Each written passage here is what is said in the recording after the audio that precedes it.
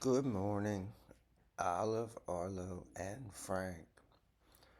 Grandpa coming to you from the living room in Jacksonville Beach. And we're going to resume today in The Little Prince, starting in chapter 8. But briefly, before we get started, I misunderstood your mother, Arlo. I wondered how this could be your favorite story. And it's not. It's your mother's favorite story. So you guys were dressed as characters from this story because your mother got to pick out the theme for Halloween this year. So my bad. But let's pick up in chapter 8 and since you guys are little guys, well, not you, Frank, that says 8 right there, but it's in Roman numerals, V I. So V is 5 and I is 1. Pretty soon we're going to get to 10 and we're going to see that X is 10. So this is chapter 8. 5, 6, 7, 8. Now, if there was a V and no I's and there was an I over here, that would be 4. So it's I, I. 1, 2, 3. And then IV, 1 before 4. And then we keep going. VIII is 8.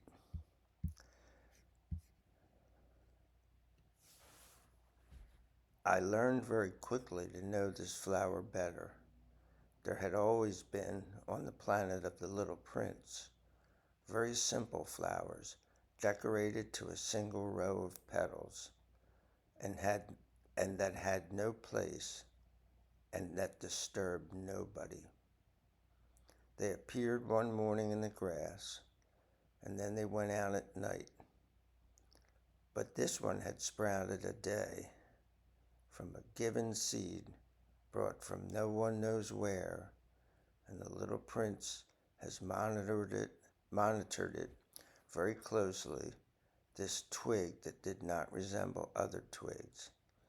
It could be a new kind of baobab. Remember, baobabs are trees. But the bush quickly stopped growing and began to prepare a flower.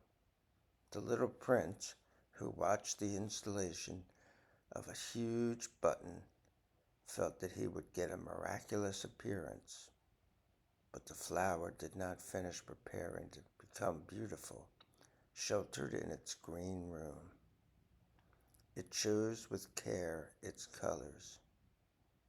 It got dressed slowly. It adjusted one by one its petals. It did not want to come out all wrinkled like the poppies. It didn't want to appear in the full radiance of its beauty. Hey, yes, she was very flirtatious. Hey, yes, it was very flirtatious. Its mysterious toilet lasted for days and days, and then in one morning, precisely at the time of the rising of the sun, it showed up. And toilet to us is just a fixture in the bathroom, but in older English, they would say that you would toilet. Like we have toiletries, they're the things you use in the bathroom. Well, if you toilet, that's you being in the bathroom and the stuff you do in the bathroom. And it, who had worked with such precision, says, yawning, "Ah, I have just woken up. I beg your pardon. I'm still very disheveled." The little prince then could not contain his admiration. You are beautiful. And there he is, and there's the flower.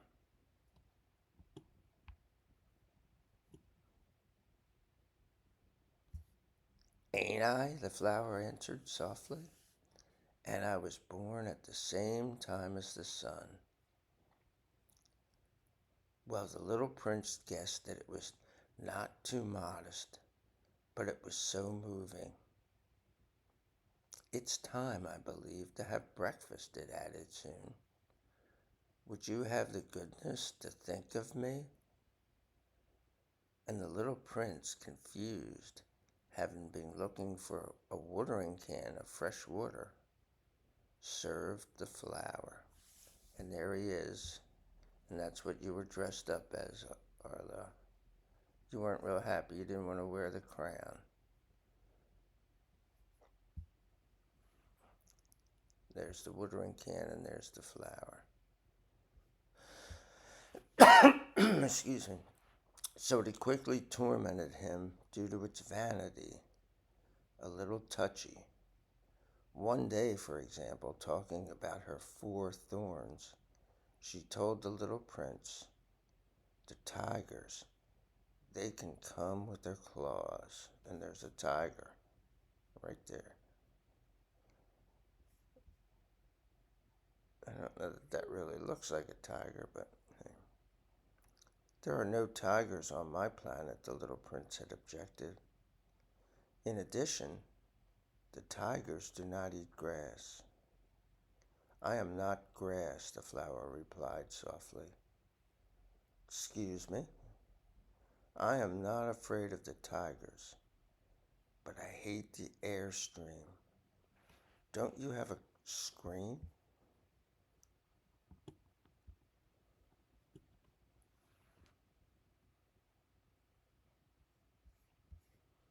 Hating the airstreams, it is not luck for a plant, the little prince noticed. This flower is very complicated. At night you will put me under a glass case. It is very cold at your house. It is incorrectly installed. The place I come from, but it was interrupted. It had come in the form of seed. She could not know other worlds. Humiliated to let itself be surprised, preparing a so naive lie, she coughed 2 or 3 times to put the little prince in the wrong. So this is interesting. They say it's and they say she, and they kind of interchange it. So it's a girl plant.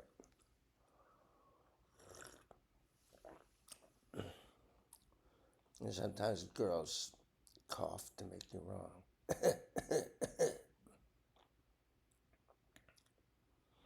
This screen, I was going to look for it, but you talked to me. Then it forced its cough to impose him, regardless the remorse. I don't know what that means. So the little prince, despite the goodwill of his love, had quickly doubted her. He had taken seriously the meaningless words and had become very unhappy. I should not listen to him, he told me one day. He should never listen to flowers. It is necessary to look at them and smell them. Mine perfumed my planet, but I did not know how to rejoice. This story of claws, which had annoyed me so much, should mend me, he told me yet.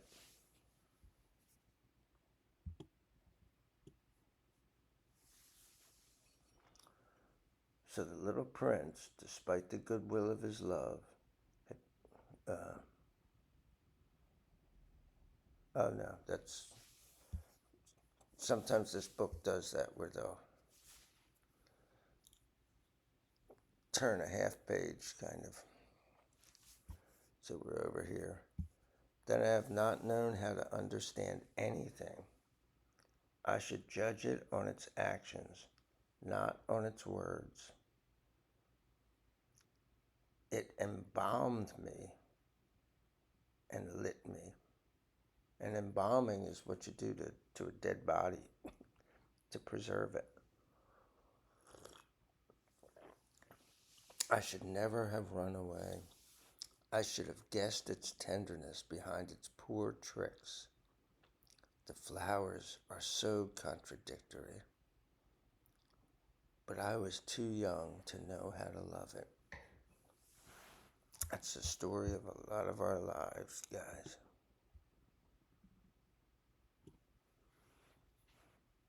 So now we're in chapter 9, and we see that 9, here's 10, x equals 10, and it's 1 less than 10. I think he took advantage for his escape of the migration of wild birds. In the morning of the departure, he put his planet in order. He cleaned carefully his active volcanoes. He had 2 active volcanoes, and it was convenient to heat breakfast in the morning. He also had an extinct volcano, but, as he said, you never know. Therefore, he also cleaned the extinct volcano. If they are well cleaned, the volcanoes burn slowly and regularly without eruptions. Volcanic eruptions are like chimney fires. Obviously, on our land, we are very, very much small to clean our volcanoes. That is why they cause us a lot of trouble.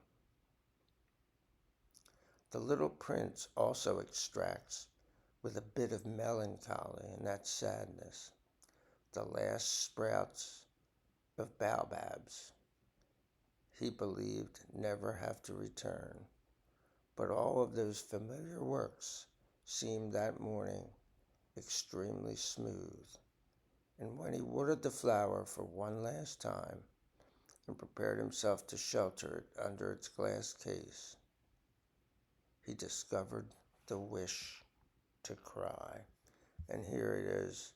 It's going to grab a hold of some birds flying out.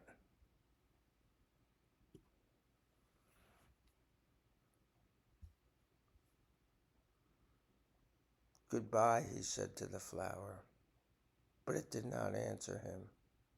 Goodbye, he repeated.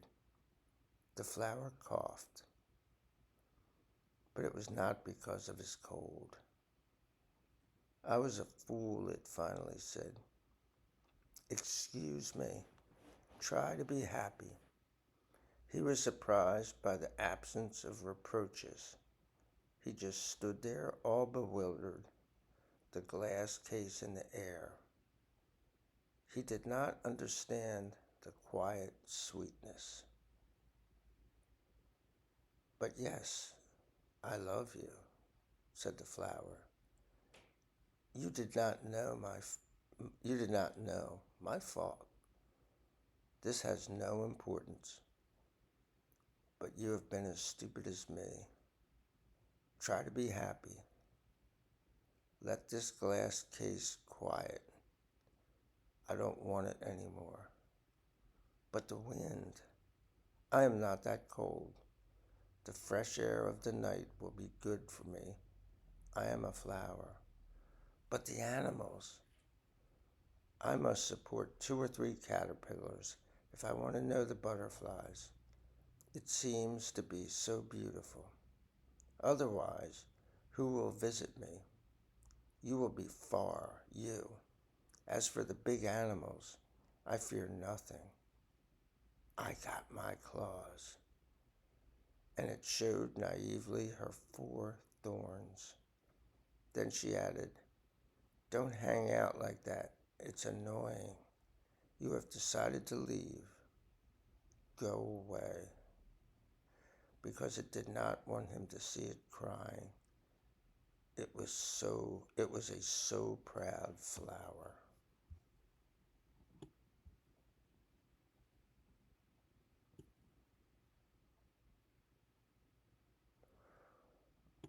think there we go. So we're at chapter 10.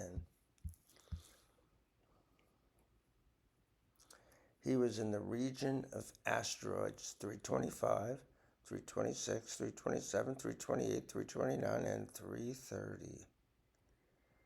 So he began by visiting them to seek for an occupation and to learn some things. The first was inhabited by a king. The king sat dressed in purple and ermine on a very simple, however majestic throne. And there he is. There's King Boy. Ah, something is there, the king exclaimed when he saw the little prince. And the little prince asked himself, how can he recognize me once he has never seen me? He did not know that, for the kings, the world is very simplified. All men are things.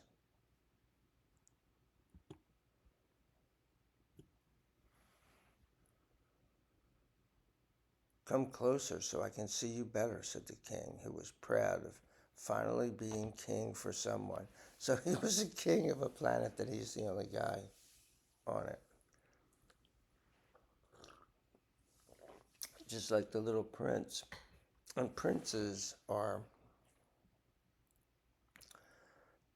the sons of kings.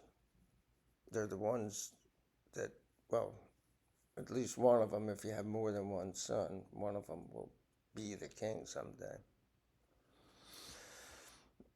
The little prince looked for a place to sit, but the planet was all encumbered with by the magnificent mantle of ermine. And that's what, when we saw him sitting there, he had this flowing robe of ermine. Ermine's an animal. It's an animal skin. It's like mink. He remained standing, and as he was tired, he yawned, although it says as he was tires. He is against etiquette to yawn in the presence of a king, said the monarch. I forbid you. I can't stop myself, replied the little prince, all confused. I had a long trip, and I haven't slept. Then said the king, I order you to yawn. I have not seen anybody yawn for years. The yawns are curiosities for me. Come on, yawn again. That's an order. It intimidates me. I can't anymore, the little prince said, all blushing. Hum, the king replied. I am ordering you to yawn sometimes, and sometimes too. He mumbled a bit and seemed upset. Because the king was essentially concerned about his authority being respected, he didn't tolerate disobedience. It was an absolutely monarch. I think it's supposed to be absolute monarchy, but yeah, whatever. However, as he was very good, he was giving reasonable orders. Hopefully my voice is going to last through this. If I ordered, he said fluently, if I ordered a general to change into a seabird, and if the general did not obey, it would not be the general's fault. It would be my fault. May I sit? The little prince asked timidly. I order you to sit, answered the king, who majestically brought back a piece of his ermine coat. However, the little prince was surprised. The planet was tiny. What could the king reign over? Sire, he said, I beg your pardon to interrogate you. I order you to interrogate me, the king hastened to say. Sire, what do you reign over? Over all, answered the king with great simplicity. Over all? The king, with a discreet gesture, pointed to his planet, the other planets, and stars. Over all that, the prince said. Over all that, the king answered, because it was not only an absolute monarch, but it was a universal monarch. And do the stars obey you? Of course, said the king. They obey immediately. I do not tolerate indiscipline.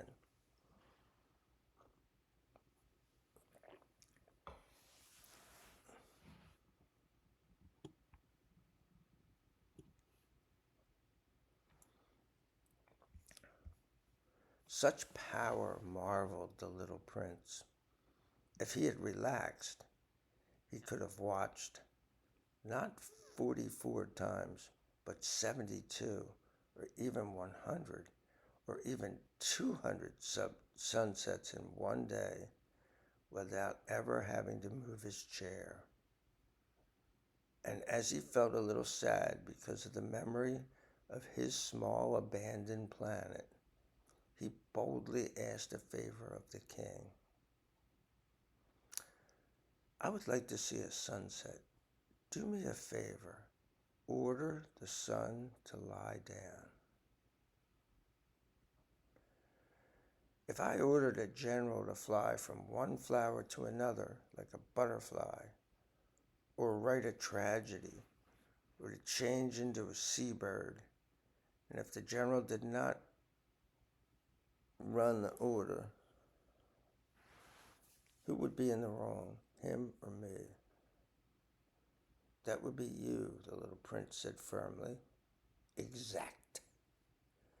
We have to ask everyone what everyone can give, resumed the king. Authority based on reason. If you order your people to throw themselves into the sea, they would make the revolution. I have the right to require obedience because my orders are reasonable. What about my sunset? Recalled the little prince, who never forgot a question once he had asked it. Your sunset. You will get it. I'll demand it. But I will expect, in my science of government, that the conditions are favorable. When will it be? Inquired the little prince. Hum,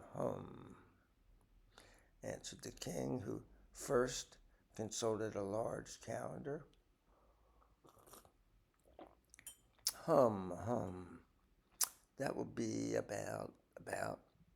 that will be tonight, about 7:40.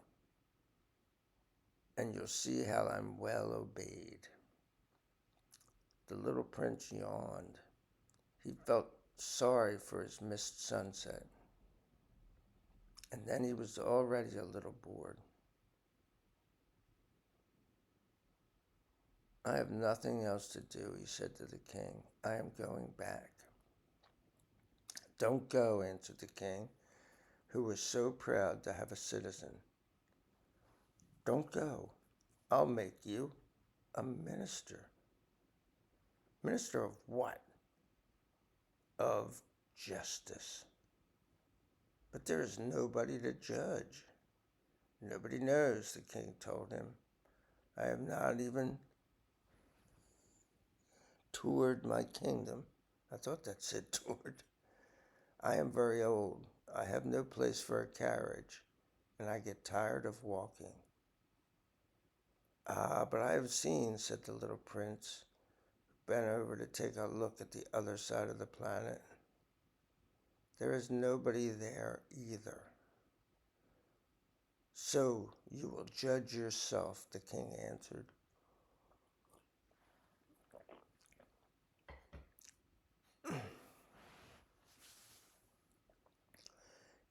It is the most difficult. It is much more difficult to judge oneself than to judge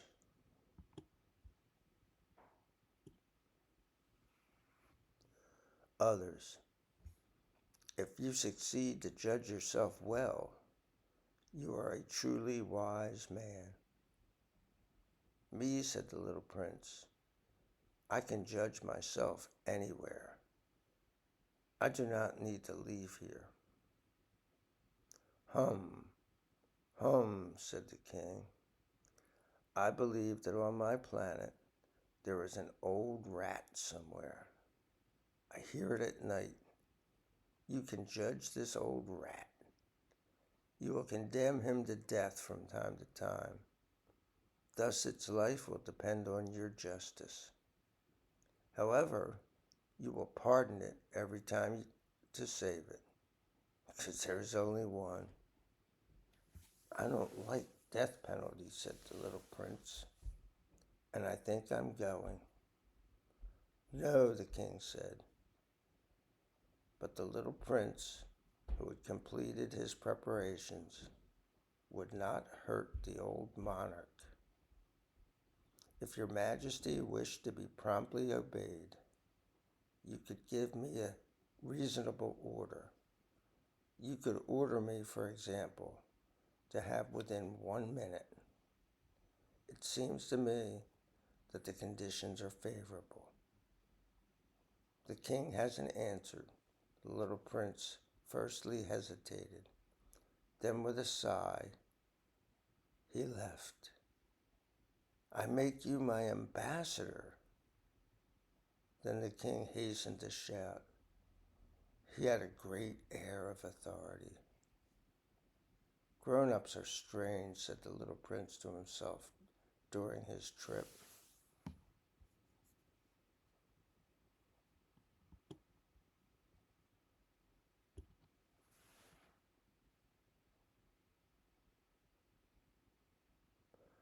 So now we're in chapter 11.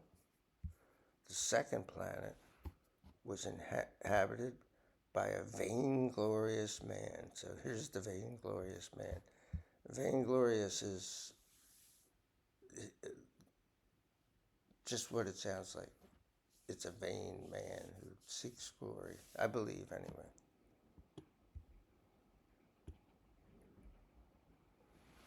Ah, this is the visit of an admirer, the vainglorious man exclaimed, by far as he saw the little prince. Because for the vainglorious man, the other men are admirers. Good morning, said the little prince. You have a funny hat. It is to greet, replied the vainglorious man. It is to greet when somebody cheers me. Unfortunately, nobody ever passes around here. Ah, yes, said the little prince, who did not understand. Strike your hands together, the vainglorious man advised. So the little prince struck his hands together. The vainglorious man modestly greeted, raising his hat. It is more fun than the visit to the king, the little prince said to himself, and he struck his hands together again. The vainglorious man greeted, raising his hat again. After 5 minutes of exercise, the little prince was tired of the monotony of the game. And what does anyone have to do so that the hat falls? He asked. But the vainglorious man did not hear it. The vainglorious man only hears praise. Do you really admire me a lot? He asked the little prince.